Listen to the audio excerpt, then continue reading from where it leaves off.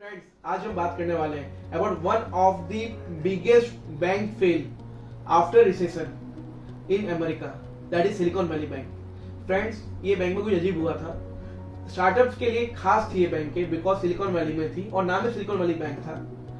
Friends, जो भी Covid आया था तो जब जितने भी स्टार्टअप्स थे बड़े बड़े, उन्होंने अपने पैसे यहाँ पे इन्वेस्ट किए एंड वहाँ पे नियम है अमेरिका में कि $250,000 तक की जो भी डिपॉजिट्स है वो इंश्योर्ड होती है, बाकी अनइंश्योर्ड थी।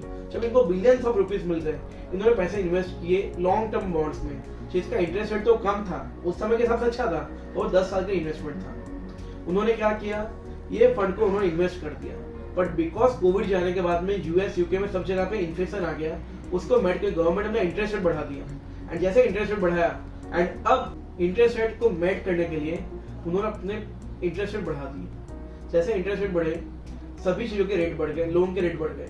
तो आज जब स्टार्टअप थे, उनको ये लगा कि मैं बाहर से महंगे में रुपए क्यों लूं, लेट्स यूज माय फंड जो बैंक में पड़े। एंड एक बाढ़ आ गई सब स्टार्टअप्स की पैसे निकालने के लिए, बट बिकॉज जो बैंक के पैसे थे वो इन्वेस्ट कहाँ थे friends, that was invested in some bonds, जिसका उनको जो यील्ड था कम मिल रहा था। एंड बॉन्ड्स का एक नियम होता है which is inverse with the interest rate. जैसे इंटरेस्ट रेट बढ़ता है, बॉन्ड की यील्ड कम होती है। अगर वहां से उनको भी ऐसा हुआ कि मुझे पैसे निकालने पड़ेंगे बॉन्ड से इन सबको पैसे देने के लिए, तब तक मार्केट में हवा फैल गई थी। एंड ये बैंक का फ्रॉड होने से पहले, एक दिन पहले, जो मूडी है क्रेडिट रेटिंग देती है, उसने भी, मूडीज ने भी उनका डाउनग्रेड किया अपना रेटिंग। देखते देखते उनको बिलियंस रुपीज का लॉस हुआ वो बॉन्ड्स को बेचने में। मरता क्या नहीं करता, एट द एंड इस बैंक के लिए उनको फंड्स निकालना पड़ा एंड सब स्टार्टअप एक साथ पैसे लेने आ गए।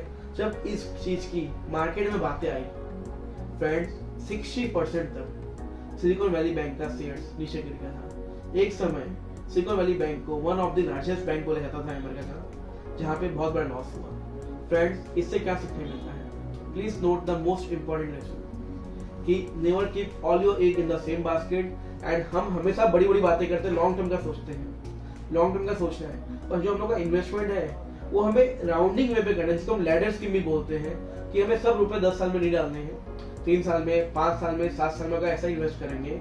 अगर आप पर्सनल बातें कर रहे हो, have a FD of 1 year, 2 year, 3 years, 4 years. उससे क्या होगा, जब आपको अगर पैसों का क्रंच होगा तो पहले साल वाली जो एफडी है आपकी मैच्योर्ड होकर आपको पैसे मिलेंगे, अब वापस उसको रीइन्वेस्ट कर सकते हो, ज्यादा फर्क नहीं पड़ता है। अगर आप ऐसा कुछ करते हो एंड सिर्फ एक जगह पे इन्वेस्ट मत कीजिए, आपका जो पोर्टफोलियो है उसको डाइवर्सिफाई कीजिए। रिस्की नहीं बोल रहा, डाइवर्सिफाई करने को बोल रहा हूँ, तो आपके साथ सिलिकॉन वैली बैंक जैसा ना हो। मैं हूँ सीए समीर चौधरी। ऐसे और इंटरेस्टिंग वीडियोस के लिए हमारे चैनल सब्सक्राइब कीजिए, फिनटेक चाणक्य। Thank you.